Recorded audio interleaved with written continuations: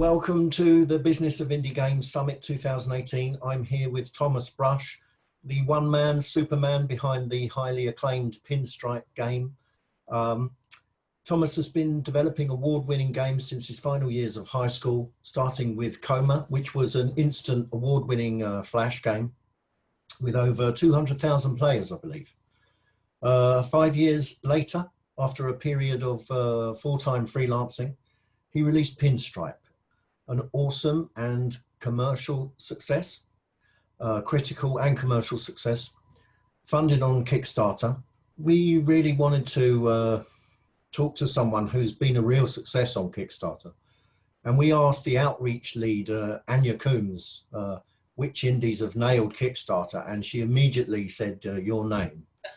So I'm very happy to have you here today. I'm glad to be here. You've had some tremendous critical and commercial success with Pinstripe, but you actually come from a background of making games with Coma and Skinny. Can you give us a little bit of the background to that, first of all? Yeah, so it all started when I think I was like 11 years old, and I was doing animation and learning HTML. And that was in middle school. So like I was kind of the kid who, instead of hanging out with friends, would go home and just sit on his, PC and make animations and upload them to Newgrounds and stuff. So it was like probably years and years before I actually had anything that actually, I guess the term would be go viral. So my first game was called Coma. My first game that actually went viral was called Coma. And worldwide, it has millions of players, and certainly what PC Gamer called it, like a flash darling, which was really flattering. And after that, I made a game called Skinny, and the rest is history. Through college, I continued making games and kind of made education to put it on the back burner. And I remember making concepts for when I was working on Pinstripe, and I was working on that in college. I would make concepts and sketches during lectures.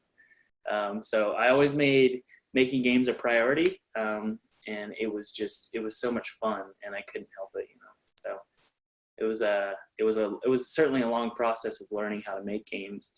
There's one side of the whole thing, which was like learning how to just code games. But the other side was networking and figuring out how to market myself and how to put myself out there and be confident in my work. And that took, like I said, since middle school, and I'm 27 now. So it was a long process. Did you start the marketing and networking right from the get-go then?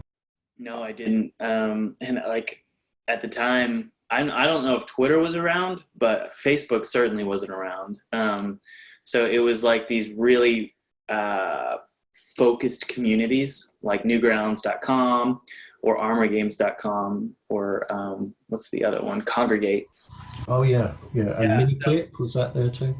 Yeah. So there wasn't much of a marketing outreach or a social media outreach up until, and I was kind of a late bloomer with social media. So like, my Twitter following is around 5.5 thousand followers, which isn't a lot, but it certainly gets the job done.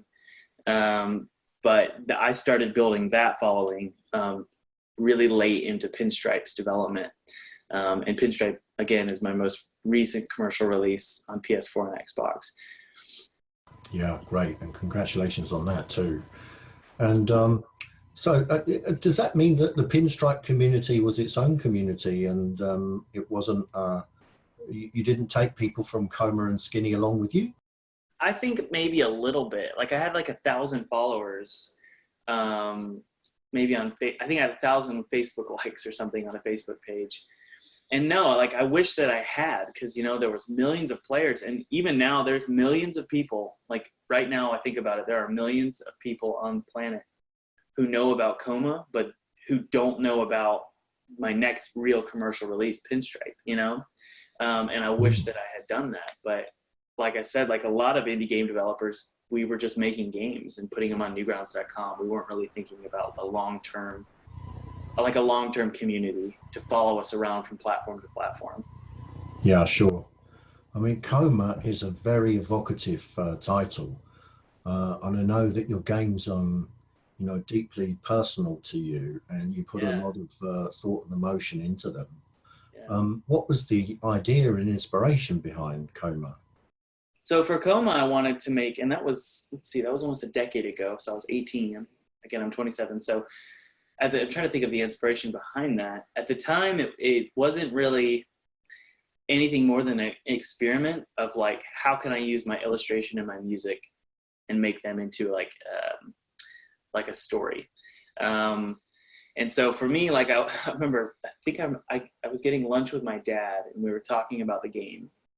And he's always been really pivotal and encouraging me to continue pursuing my dream of making games. And he asked me, basically, I think he asked me what story and what theme would give me the most freedom, and sort of a dreamlike Alice in Wonderland or Wizard of Oz type experience was certainly the most freeing. And so for a lot of indie game developers, I recommend giving yourself as much freedom as possible, because what's really cool about the indie game community as opposed to the AAA community is that indie games really don't have many limits with what they can do. Games like Journey or I think it's called Abzul or The Witness, they're just very abstract games. And so the idea of a Coma was also really, really abstract to me. And I knew that I could do pretty much whatever I wanted. And I had as much liberty, you know, as I could think of. Any ideas I wanted to do, I could put into the game. And as like the same is true for Pinstripe. It's a game about the afterlife. So there really are no limits to what you can do. Yeah, thank you.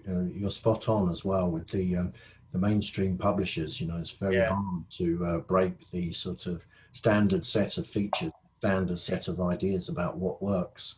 exactly. So yeah, that's really encouraging for independence. And I would say the same thing. You know, you can just let your imagination run wild. You know, Yeah, it's a and lot. I mean, you've done such a great job of that in such a short space of time. You know, it's amazing. It doesn't feel like it, you know, and a lot of indie game developers will tell you that like they'll start counting a few gray hairs. I don't have any gray hairs yet, but it feels like it's been so long, and such a long journey. Yeah, I mean, Pinstripe was 5 years in development, right? Yeah, Pinstripe took 5 years to make. I mean, 6 years total to get it on, like from start to onto PlayStation, PS4, and Xbox. It was 6 years. Um, and it was grueling. You know, I remember one night just laying in bed and like, um, I was laying next to my wife and I was thinking, I have spent so much time working on this game. And at the time it wasn't released. And I was thinking this was a huge waste of time.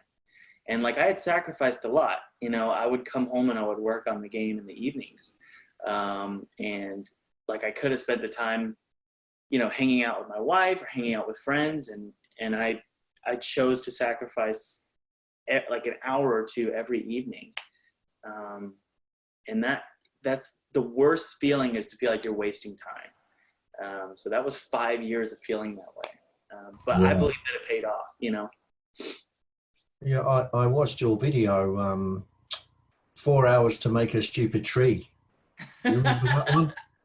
Yeah, And yeah, I can see, you know, the effort that you put in was extraordinary, you know, and I'm really glad that it's worked out to be worthwhile, you know, yeah, because yeah. you must And have felt like quitting a few times, huh? yeah, I mean, okay, so this morning I woke up feeling like I needed to, I always feel like this sense of urgency. Um, and I don't recommend that indie game developers feel that way, because it causes you to rush and try and get something done. So one side of me will spend 4 hours working on a tree, you know, a tree design. And the other side of me wants to get things done as quickly as possible. Because you always feel like, you know, you catch a second wind. So for me, I feel like Once Upon a Coma, which is my most recent project on Kickstarter, I feel like I caught that second wind and I'm able to keep making games. You know, I got funded, I can do it, I can keep making games. But you don't feel the sense of freedom like you think you feel when you get funded. Suddenly you feel this urgency like, okay, I got this, I need to make it happen again. And so it's always a balance of knowing how much time you should be spending on something, and whether time's running out. You know, the clock is always ticking on funding. And so where is the line drawn between being extremely creative and being smart, you know, with business acumen and whatnot? Yeah. Do you have some good guidance in terms of like how to look after your royalties and how you're making sure that you're in it for the long haul? First off, be willing to take the time to even open up your bank account and go through your spreadsheets and record, like have a budget. And my dad is a CPA and he was a CPA and he's a CFO now. So he helps me, and we get lunch every like month and just talk about finances. So second, find someone you trust who like is in finance or in like running their own business or something, and just get their advice and like talk things through. Because if you don't have like if you can't foresee where your money's going to be in like 4 months, you're always going to feel a little bit scared. Or if you're not scared, you're going to just be completely clueless and you're going to keep spending money where you shouldn't. So for me, I have a team of advisors, people who are much older than me, probably 50 years old and up, who I meet with and get lunch with, and they're local. And they advise me emotionally, spiritually, and financially. It's super important because people my age or indie game developers in general typically don't have a clue as to what's going on with money and running a business.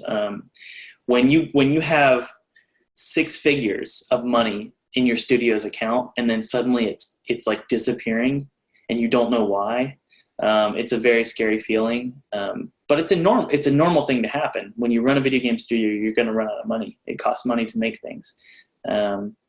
So yeah, have a team of advisors is my first piece of advice. My second piece of advice is, let me think here, read books, read a lot of books. So 3 books that I recommend. They're mainly books about like envisioning how much money you want and what you want to use that money for. So one of them is called Think and Grow Rich by Napoleon Hill. The next one is called, let's see, How to Win Friends and Influence People. It's not really about money, but it certainly it basically teaches you about networking. And networking is huge when you want to build a team of advisors. Dale Carnegie. Yeah, Dale Carnegie. Yeah, that's right. And then the third one that I really love, it's a little controversial. How do you say that? Controversial. But it's called The 4-Hour Workweek. And oh yeah, Tim Ferriss. Huh? Tim Ferriss, yeah, he's a very sort of radical guy, but like that I read that book before I started my studio. It basically tells you how to convert your resources into assets as opposed to liabilities, right? So if I have money, I shouldn't go buy something that's a liability for my company. If you bought a really expensive building for your company, that's probably more of a liability than an asset, as opposed to, hiring out a part-time secretary to go through your emails and post on Twitter and handle social media. That's an asset that will convert to residual income, and that's what that book teaches you about. So read books. That's huge. Don't overvalue education. Education's fine. And if you want to go get a degree or go take classes on finance, that's fine. But there are so many resources in people around you, smart people around you, in advisors, and then also just on Google and in books. So just take the time and do some research. Thank you. That's a really useful pieces of advice for people. I mean, when the way you come across to us is that you're working away on your own. Do you actually outsource stuff, and do you have tasks that you delegate to others these days? So I did delegation of social media for a little bit, but I stopped doing that. Social media is huge. Like if you can post every day on social media and point them and do like a call to action of some kind, like, wish list the game on Steam or something like that, those will convert to sales numbers. I used to do that. I don't do that anymore. The main stuff that I do is porting stuff, or the main stuff that I delegate to contractors is porting work. So right now I've delegated porting to Xbox and PlayStation and Nintendo Switch for Pinstripe. I've also delegated a porting of my old Flash games to become standalone PC games. So that's more sort of residual income. So if you're willing to spend $4,000, or even, might I say, get a loan for $4,000, it's worth it because you can pretty much know that it's going to convert eventually. And your ROI, your return on investment, is going to hopefully double, you know? So I spent like $1,000 to get my last Flash game, Coma, ported to a standalone PC sort of HD game. That's $1,000. It is kind of a lot of money when you don't have a lot of money. But I know that that's going to double or triple. I can get $3,000 of sales from that easily, you know? Yeah, and also that back catalog supports the new stuff you're doing too, right? Exactly. Yeah. And I'm learning, this is a side note, but I'm learning that selling a game it should not be your only source of revenue, right? I mean, a lot of indie developers, they'll take on contract work, and that's fine. But there's also this other gray area that's kind of makes you feel weird, is like merchandising. If you can merchandise your products, if you have enough of a following, you should do it. You own an IP, you made it intellectual, you have an intellectual property, so take that and use it. So that's what I'm starting to do now. Is I don't want to keep having to drum up cash every year with Kickstarter or publishers. You know, I want to start being self-sustaining. So if I can do that by capitalizing on the IPs that I own, I'm going to do it, you know? Yeah, I mean, your particular art style, is it's very unique and lends itself to your merchandise, I would say. Right. Do you have some plans for that, or have you tried anything yet? Yeah, so I can't. It's sort of NDA right now, but I can't talk about it. But I'm working on doing something really big with Pinstripe. If I do this really big thing, it means that I am limited on my merchandising rights. Okay, so this comes into like, just go find an attorney you trust, because they're going to help you work through how to manage your IP in such a way that you're not getting screwed over. You're probably gonna make deals with people, and you're gonna make deals with other companies to help you exploit your IP. So currently, I'm working on some merchandising for Pinstripe, like T-shirts and potential physical copies for the soundtrack, and also for Once Upon a Coma as well. But yeah, it certainly comes across weird to some people. Like, I don't know, like whenever I thought about merchandising, it felt kind of like you're selling out, you know? But what I'm learning is indie game developers need to sell out in some way, just a little bit, because they're already purists. Indie game developers are already purists. They're outside the mainstream, you know, they want to be unique and different. And when you're that way, you're going to be starving. It's not easy to find money in that space. So do everything you can to stay afloat. Independent developers and their audience, they're the same kind of people that like to collect stuff and have unique stuff, right? Right, exactly. It's just serving a need in many ways. You know? Exactly. I'm excited to, I'd wear the T-shirt. I'll be the only 50-year-old in the playground wearing the T-shirt, so it's give me back some cred. Yeah. People want it, and I didn't really realize that, part of me was always feeling like it was selling out, but at the same time, if people want a T-shirt, I'll give them a T-shirt, Just jumping back a bit, you released on Newgrounds originally, and that Flash community was sort of buzzing at the time. I remember having to make, strategic decisions ourselves about whether to use Flash or Unity for a project. There was a kind of overlap. But the market, of course, has changed now. Exactly. How have you adjusted your approach to meet that change? The way that I think about indie games is like it's like fishing. So originally, you would cast a net in the sea of Newgrounds, and you would hope that you catch a community. All I can say is like. I feel like I'm a lot less focused now. Like I throw nets everywhere.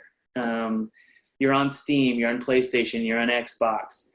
my games are on Newgrounds, like demos for Pinstripe and Once Upon a Coma, Unity ports for HTML5, or I'm sorry, WebGL.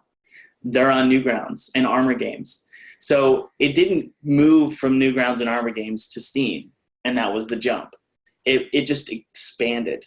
And it's getting to the point where it's impossible to manage that. And that's why I don't feel bad working with publishers, because I can't afford to pay full-time staff members to handle this stuff. I can't, personally. Some indie game studios can, but I can't. So that's why I'm willing to give up a rev share to publishers to help expand that community for me. So yeah, it's just like, cast your net as many times as you can and just leave it there and see what happens. And that comes back to merchandising, which is just another net in another sea. And think of as, like, I'll lay awake at night and think of as many ways that I can sell my games and cast the net as far as it can go. You know what I mean? Yeah, absolutely. Oh, that's a really good use of time. I think as good a use of time as making sure that you've got the quality you want in your development. Yeah.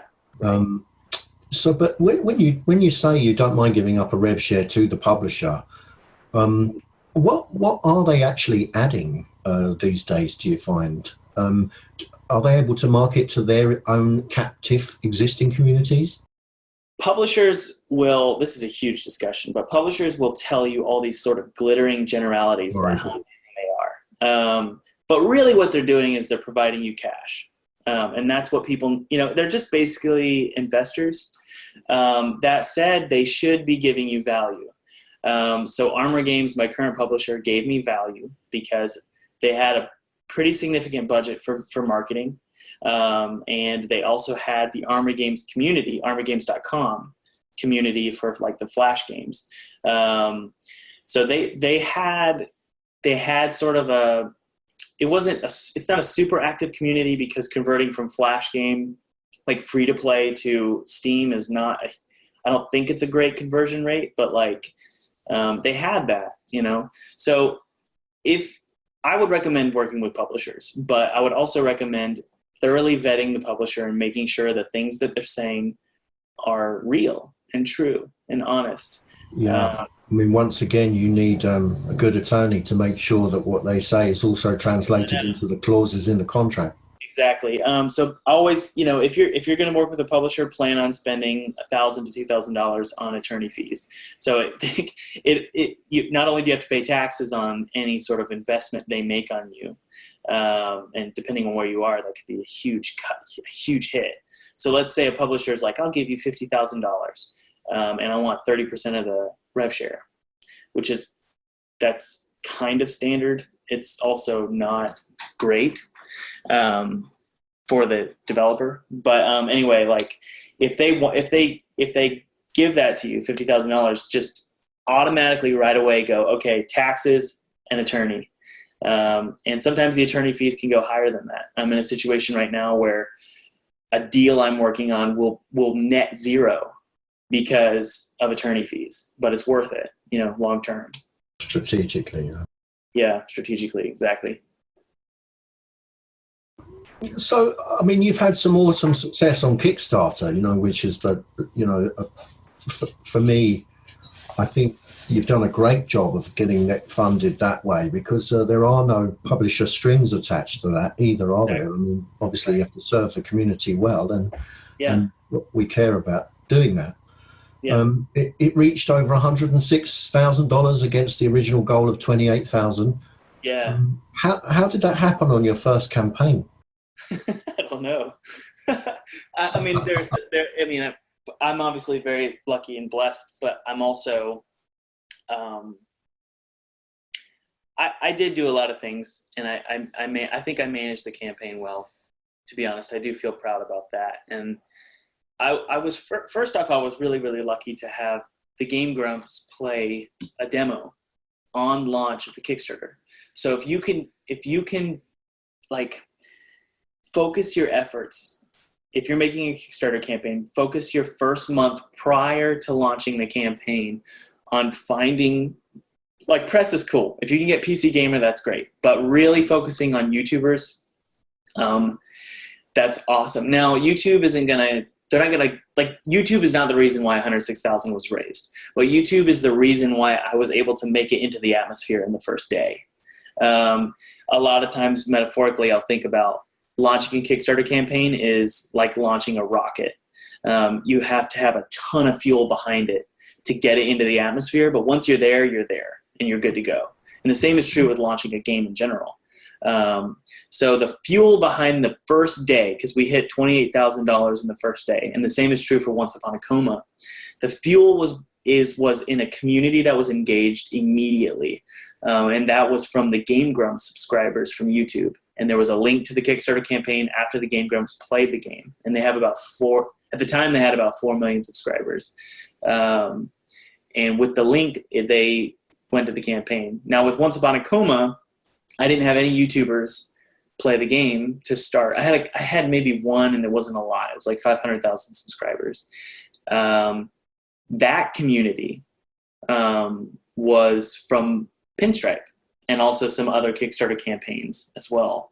So traffic was coming not from YouTube, but it was coming from other Kickstarter campaigns, Pinstripe included, if that makes sense. I'm not sure if that answers your question. Yeah, no, it does make a lot of sense. And you've developed a very personal and authentic communication style.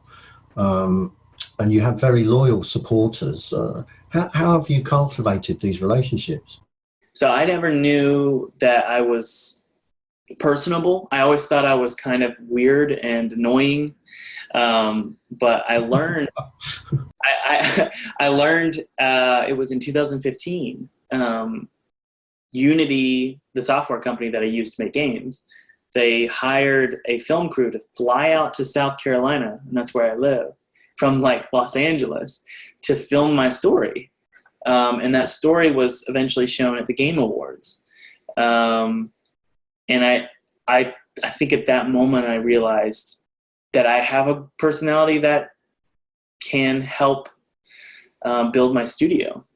So I sort of figured out then and there that a really good strategy for indie game development is being real and being honest and being yourself, and not being like insecure with who you are. Like I'm just a dude in South Carolina, and most indie game developers are similar. They have a personality, but they're afraid to share it and show it because it feels like a risk. But it's not. It's what separates us from the music business, you know? It's a much more personable industry to be in. Right, and it works because indie game development, in my opinion, is kind of like the pinnacle of arts, because it's every single art form other than like ballet, like, which you could do that eventually. It wouldn't surprise me if you put some of that in your work there. But it's like every single art form combined. And when you have an artist behind that who's sharing their story about all these different art forms, it's such a cool thing to see. So I challenge any indie game developer to, you can make like your Twitter like your game name if you want. But I suggest making your Twitter represent your game, be personable, because after all, at the end of the day, like indie game like players, these are people who are really, really interested in such a strange game. Like indie games are so unique and different. So if you can see who's behind that and who took that risk, it's a really special feeling.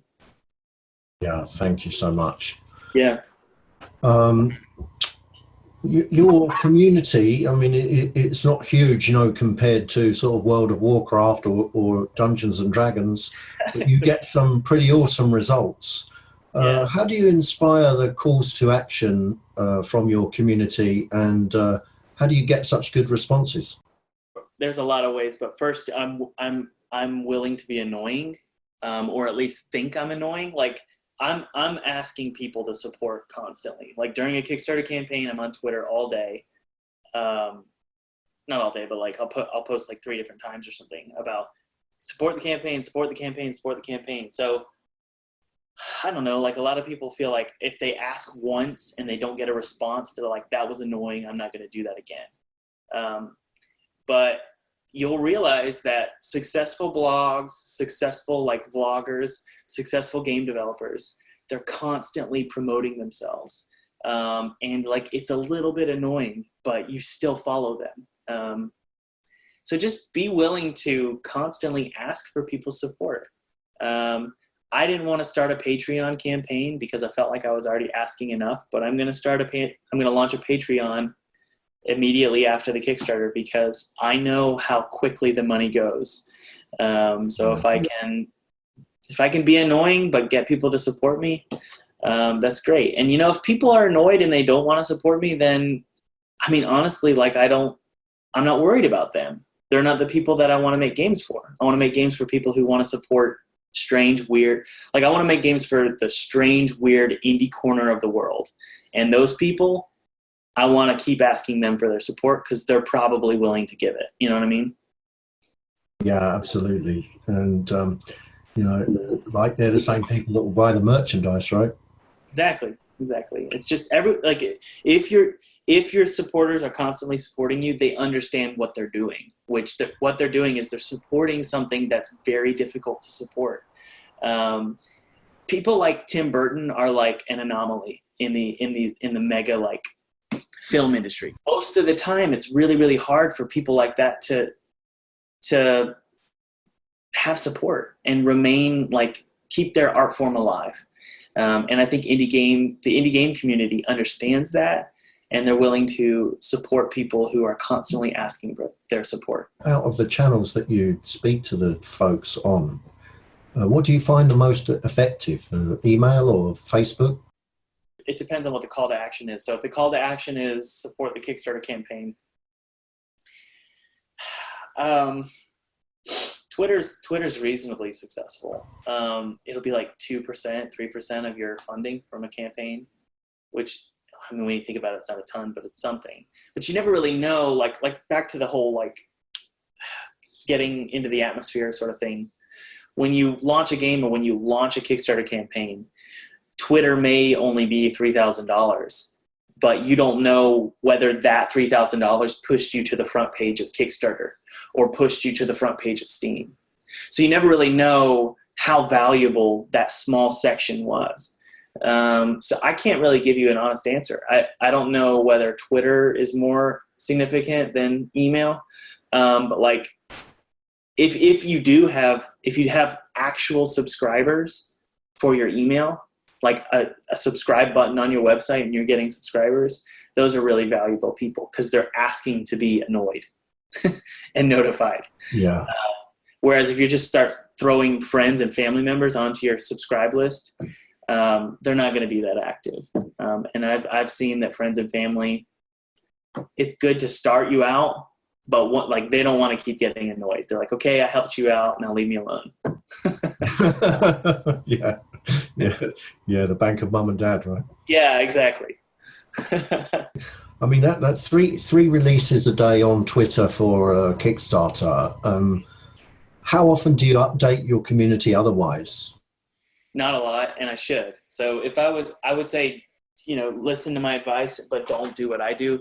Like sometimes I'll just work on a game for months and like post twice. And that's just really kind of foolish because this is a whole nother discussion, but if you can get wish lists on your game, like for example, Once Upon a Coma is on Steam right now.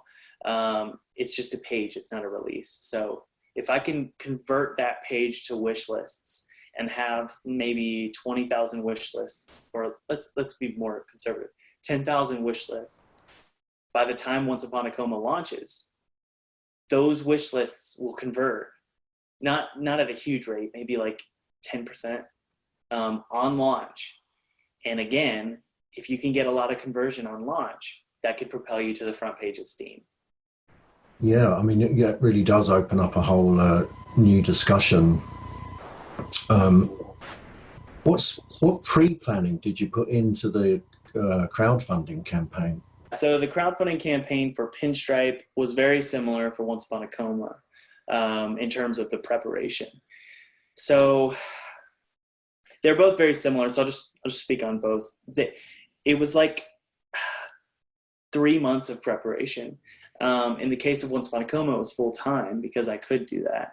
For Pinstripe, which that was in 2016, the preparation for that was all like during my lunch break at work, or after hours after work, or early in the morning, like at 5 a.m. before I go to work. But it first started with a ton of research. And the thing about like Kickstarter is the research you do on like how to launch a Kickstarter campaign, it's all over the map. Like you can watch vlog videos about like how other Kickstarter campaign people did it and how they built their community. And Kickstarter also has some, I think it's called Campus, and it's like this page that you can go to and just learn in this like blogs about how to launch a Kickstarter campaign. But yeah, it was like 3 months of preparation. And the thing that's weird is like a lot of Kickstarters that aren't successful is a lot of these creators are frustrated because they weren't successful. And then you say, well, what did you do? What kind of press outreach did you do prior? And they say, well, not a lot, not really anything. And I'm like, well, that's why it's not successful. Your campaign is not going to sell itself. You have to be annoying. You have to reach out to press, YouTubers, friends, family, subscribers, Twitter. And you have to do that every single day for like 2 months before the campaign. I sent like 150 emails to YouTubers. And I got 3 responses. One of those actually played the game on launch. But in my opinion, what's the phrase? Like shoot for the moon, miss by whatever. Yeah. Or something. If I missed the moon just a little bit, it still helped out the campaign. One of those emails worked, and it was worth the 30 days of sending emails. Now I didn't spend full time sending emails, but it was 30 days, of sending emails to press and YouTubers and preparing for the campaign. Wow, there's an extraordinary amount that you undertake. It was like you're doing the development, you're managing the community and the social media outreach. Yeah. Plus, you're doing deals that are, for other platforms like is it Armour? You've done the publishing deal with. Are you doing those deals yourself as well? And all this. So like, this might sound egotistical, but like I'll probably need to get an agent pretty soon, and I don't want to do it because they take a cut from your company. But I don't know. Like I am doing all that. And it slows production down for games so much. And it also makes you less focused creatively because you're spending like 60% of your time wearing the entrepreneur hat, or not the entrepreneur hat, the financial hat, or like the business side of the hat. And it's slowing things down for me. So I wouldn't recommend it. You're going to have to do it when you start out, but like you need to eventually be willing to take a pay cut or take a rev share cut and go find an agent or get someone. What I do with these contracts is anytime it says net revenue, I define it with an equation. I say, this is the only thing you can include in the equation. And so currently all of my deals, the only thing that's cut out, the reason it's not gross is because of VAT, which is taxes from the platform itself. And then also the cut that Valve takes, so any revenue minus the Valve cut, I get a percentage of that, period. Even the marketing costs? But personally, I never let them include marketing costs, development costs, anything. There are certain publishers who do that. Most will want to recoup their dev costs. No? Yeah, I found that I'm working with 2 separate publishers. Both of them were willing to cut that out. So I'd say fight for it and be willing to walk away if you can. Yeah, I know. Hold your nerve, right? Yeah, like one of my publishers spent a significant amount of money and it wasn't recouped at all. And I wonder if they are wondering why they did that. But it worked out in my favor, and that's what you need to. That's what developers need to do. Do everything that they can and be willing to walk away from these deals. If you'll find another one, And I have to tell myself that all the time. this isn't the only deal on the table. And even if it is the only deal right now, look in the future, because you'll probably get another deal. So be willing to walk away and fight for what you're worth. Yeah. I mean, they used to take away your IP as well, if possible. They Dude, try and sign that into the yeah, bargain. But times have changed. We are experiencing a bit of a renaissance in that department. I sold the Coma IP. I don't know if you knew that, but I sold No, the Coma IP.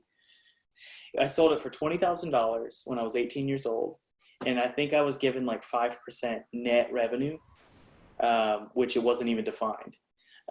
So it was completely screwed over, and they bought an IP for 20 grand, which is really cheap. But I bought that IP back because they went out of business. So great. So I'm glad, because if I didn't have that IP, I couldn't be making Once Upon a Coma. So Yeah. I was going to say, did you do a deal? I got it back. Never sell your IP unless you're getting a ton of cash. By a ton of cash, if it's your first deal, I would say sell your IP. If you want to sell your IP, sell it for like 100 grand. But even then, be careful. You know, I've also, had friends who've lost their IP, and then the publishers made all the money and they've seen nothing. And there's nothing worse than having a hit and then getting nothing back for it after all of the work that goes in. I understand that these publishers, they're running a business, but that's just bad. Like, that's just being a bad human being. To take someone's idea and completely exploit it 100% and not give anything in return is pretty bad. And you don't want to work with those people. Just it's not worth any lump of cash. And when you have no money and you're working a full-time job, and a publisher dangles $50,000 in front of your face, and then they say they want your IP, and they want like 60% of the rev share, it's going to be so tempting. Like, I probably would have taken that deal for Pinstripe if I could, if that was the only thing on the table at the time, because I needed it, But a publisher really should be offering you. They should not be buying your IP. 30% rev share, I would say max, maybe 35%, unless they have some really high value. And they need to be telling you specifically what they have to offer you other than cash. They should be offering you marketing. They should have a marketing budget and try and get that to not be recouped. And they should be offering you a team of people helping you launch the game and helping with support, supporting the game, and also quality assurance, localization, ratings. The list goes on. Yeah. Marketing spend, they should commit to X amount. Yep, exactly. And if they do want to recoup certain costs, just make sure that they're very, very specific. And you know that as well as I do. They need to specify exactly what it's going to be, and maybe even have a ceiling of like $30,000 marketing, and it won't go over that, and we won't recoup any more than that. And then, of course, the other thing to avoid is cross-collateralization. If you're doing more than one title, then they use your own royalties to pay for your next game. And that's so funny, because that is, if you have a good attorney, they will tell you that right away. Don't let them take revenue and convert it into funnel it back into the studio and not pay you. If they can call it a cost, they're going to call it a cost. So don't let them do that. Well, thank you. That's another insightful little piece there, and very helpful to our community, I think. To go back to the current campaign on Kickstarter, what did you learn from the previous ones that you've done differently this time, or what have you advanced? A call to action. So in the last Kickstarter campaign, I didn't really realize the value of having a community. So at the time, during the campaign, it was around 2,500 people who had supported the game. Those 2,500 people, you can email Kickstarter updates. So instead of just updating them, like, hey, this is what I'm working on, what do you think? Give them a call to action that, one, engages them, maybe ask their opinion about something, but do it in such a way that it's occurring on another platform other than just being local to Kickstarter. So what I did with Once Upon a Coma, which was really, I think it was a little bit sketch. What I did was I basically incentivized people. You got to be careful with this, but I incentivized people to go to Reddit. And Reddit is a tough cookie to crack. But I had people go to Reddit and engage me in an AMA, which is an Ask Me Anything. And it got front paged, which was really, really cool. Do the same with Twitter. Get people to from your Kickstarter campaign, give them a call to action like retweet or, excuse me, get them to retweet or say, what do you think about this character design? What would you do differently? And then when they click on the button that says like, give me your advice, it directs them to Twitter and they engage you on Twitter. And that's how you get things to go viral. Okay. So like when you see something is really like viral on Twitter, especially from a business perspective, if a business has something that's doing really well on Twitter, it didn't just happen. They had a community somewhere else that they brought along and got it to go get steam on another platform.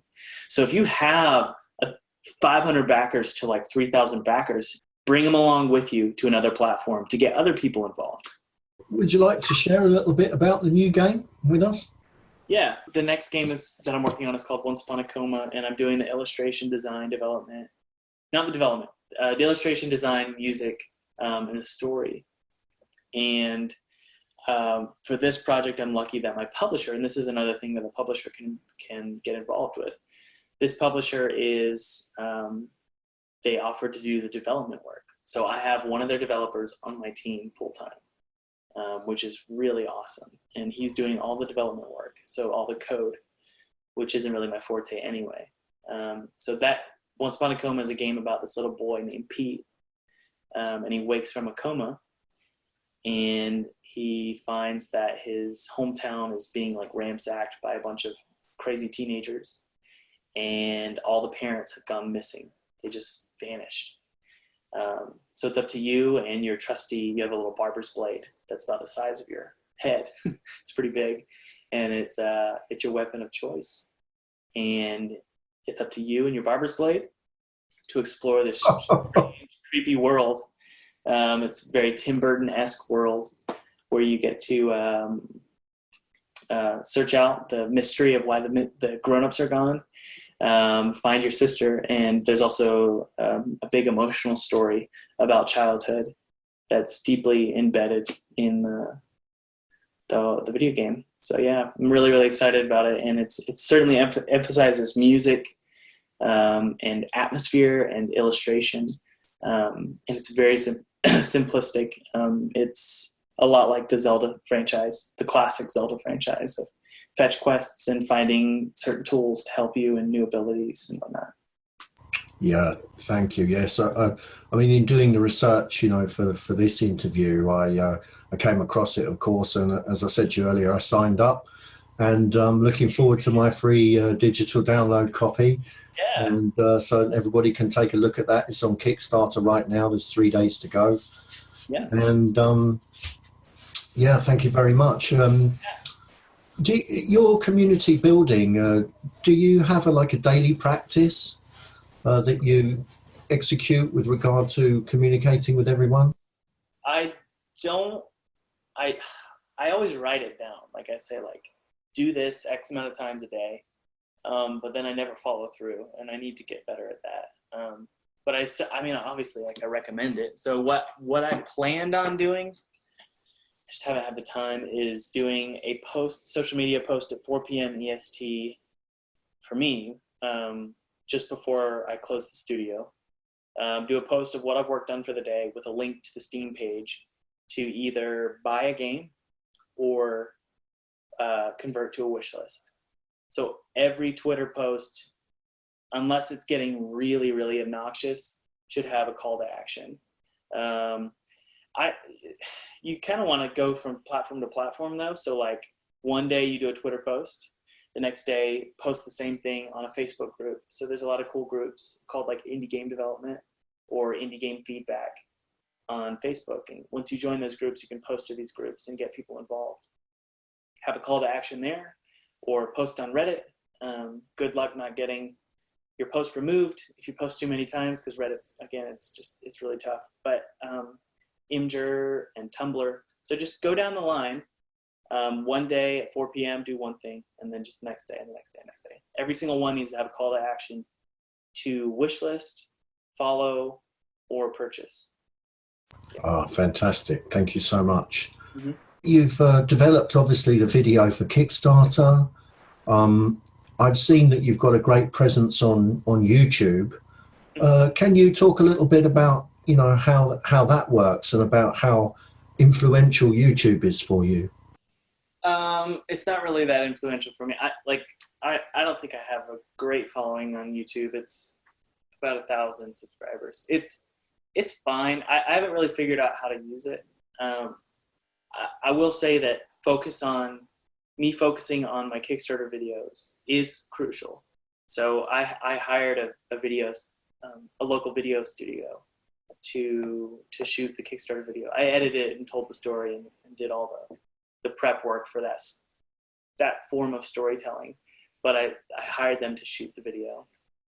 So although I don't really know the value of YouTube, I do know the value of video. And so in terms of going back to what we were talking about earlier, which is like using yourself to sell your products, video and understanding how to edit video and tell a story with video is huge. So don't undervalue that. Yeah, I mean, that's perhaps where you've used it the most is in your sort of personal storytelling, both for you and the game. Exactly. So we're just wrapping up now. So I was wondering if you had 3 pieces of advice or 3 lessons or 3 pitfalls to avoid for anybody starting out trying to do what you're doing. The first pitfall is giving up on a project you've worked on for a while. So a lot of your viewers have probably know the feeling of quitting on a project. The way to get around this is what I do is I basically budget in my mind for wanting to quit. I plan on knowing I'm going to want to quit. And that happened a billion times in Pinstripe. Starting a game is kind of like starting a relationship. You're infatuated and you're in love and everything is awesome. It's really, really fun. And everything points to your game and that relationship with your game. And you can't stop thinking about it. But after, a year or several months, you get a little bored and the relationship isn't exactly what you thought it was. You fight with your code, you fight with your game, and you just want to quit. But you need to understand how to budget for those feelings. And the true love, not the infatuation, but the true love for game development should shine through in those moments where you want to just break up with your game. So relationship metaphor aside, just plan on wanting to quit your game. Know it's going to happen. It's going to happen. It happens for every relationship, and it's going to happen for every game. You want to quit on it. So plan on that. And the second thing that I would say is to avoid quitting your game is, it might be rambling here, but the second thing to keep yourself working on a game is remember why you started working on the game. What sort of notoriety do you want to achieve? What kind of financial gain do you want to achieve? Sometimes it's as simple as wanting to tell your parent, like your mom, look, I made a game. I released it on Xbox. Are you proud of me? For me, was that the case in your experience? It wasn't my mom. It was wanting to share it with my wife. Oh, fantastic. Yeah, and I dedicated the game to her. I wanted to show my wife that I wasn't wasting my time and I wasn't crazy, Well, she must be so proud of you now, dude. She really is. And she pushed me really, really hard during the whole thing. But I always felt guilty. I always felt like I was sacrificing our relationship and our time together to work on a silly game, So I would always envision that's the end goal. I can't quit now. I've worked 2 years on this thing, 3 years on this thing. If I quit on this now, and my wife sees that, she will know that I wasted my time. So it was as simple as wanting to prove to my wife that I could do it. So first thing is, learn to not quit. Just finish the project. Even if it's not very good, get it done and release it, and you'll feel really good. And if you get into the habit of quitting things all the time, it's like an addiction, and it's hard to stop. So don't start that addiction. Avoid the temptation to quit is my first piece of advice. Let me think of another pitfall here. The other pitfall to avoid is getting advice from people who you should not be getting advice from. So back to sort of family and stuff. I would highly recommend not sharing your video game with people who don't play video games. So some people I know, like, they get really discouraged because they're like, my dad didn't like my game, or my brother or my sister didn't like my game. And I'm like, well, do they play games? And they're like, no. Well, then why are you listening to them? Typically, family and friends will not embrace your vision because they still remember you when you were picking your nose, as a 5-year-old. So they don't see your vision the way you do. They don't respect it. Whereas if you have some Twitter followers or a Facebook group, or Facebook fans, or email subscribers, ask them what they think about your game. They'll give you a much more accurate vision of what your game actually is and whether it's actually good or not. So what I say is, sure, get critique from people who are close to you, like family and friends. Let them play your game, but don't put too much weight on what they say.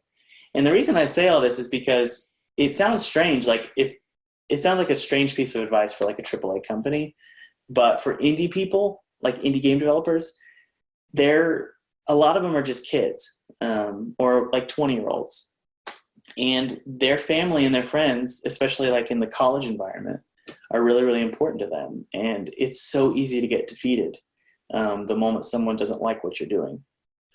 So that's another pitfall. Thank you. Third pitfall, and then I'll wrap up here, is, let's see here. I think it really does come to, this is a good one. The constant nagging in your head of feeling like you're so busy. You're so much busier than everybody else. So I should binge watch Netflix and while sitting on Reddit, and I'm drinking a beer. I deserve that. There's someone out there who's busier than you, and they're making their dreams come true. So do not fall into the temptation of thinking that you're too busy to make games. You can always do more. You can always work harder, and just stop telling yourself that. I think is the one final piece of advice there. You're not too busy. Thank you. It can go one or two ways, you either end up like not doing it or just overdoing it and delivering builds at 4 a.m., Yeah, and that's another thing, dude, is like some friends of mine, they got so wrapped up in their game and became workaholics. It's the other side of the pitfall, which is like you put your game before family, like 100%. And now you're upset that you lost someone, or somebody broke up with you, or your family doesn't talk to you anymore or something because you became so obsessed. So me saying do more does not mean, like, it's like the whole quantity versus quality thing. Like, you can spend more hours of your life, pursuing your dream, but when you're with people, be with people. Stop thinking about your game. Like, there's this huge, like, I've seen this happen with a lot of developers, and they've reached out to me as like they can't stop thinking about their game, and their head is always spinning, even when they're with their family and friends. And you have to learn how to just. My wife talks about. She helps me do this. She says, think of it like a filing cabinet. When you're done with work, put your game in the filing cabinet, close it, lock the cabinet, and be done. That doesn't mean you can't spend a lot of time working, because I work a lot of hours. But what it does mean is when you're with people, when I'm with my daughter or with my wife, I have it's quality. It's not about the quantity, it's about the quality. Yeah, you're present. You're with them. Yeah. And it'll pay off. Because if you can have people in your life who you're present with, they'll push you and help you want to finish your project and be successful. If you're just pushing everyone out, you're gonna be a one-man show, and you're gonna want to quit. Yeah. If you had your time again, is there anything that you do differently? Yeah. I underestimated the value of concepting and planning and brainstorming. So that's why Pinstripe took so long. I was constantly trying to get things done. And when you always feel a sense of urgency, you're not going to plan. When you feel like the clock is ticking and you're running out of funding or you're running out of time, you're just going to push things through. And those things that you're like, for me, like 60% of the stuff that I finished, I threw out because I didn't think it through. I didn't plan it. So always have a pen and paper next to your computer and sketch things out and really figure out if it's actually a good fit for your game. Yeah, fantastic. Oh, have you quit freelancing for good? Okay, so yeah, the miscommunication or the misinformation there is like I freelanced it for the Pinstripe Kickstarter campaign. This is funny. I launched that campaign during my full-time job. And so I wanted to craft the message of the campaign. Sorry, my phone keeps going off. I wanted to craft the message of the campaign and be honest while also not making my boss think I was going to quit. Mm-hmm. So in the Kickstarter campaign, I said, I need the funds to be able to quit freelancing, which was true because I was freelancing on the side. But I didn't want to say, so I can quit my job, which would have been such a much more beautiful message. But I didn't want my boss to know.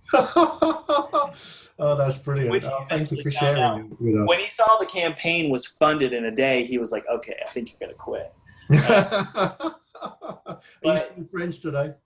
Yeah, to answer your question, my freelance projects that I've been working on, I closed. I actually do a lot of Etsy orders when things are slow, so I do portraits for Etsy.com. Oh, okay. Yeah. Which I don't enjoy doing them, but I could sell like a portrait for $100 a pop.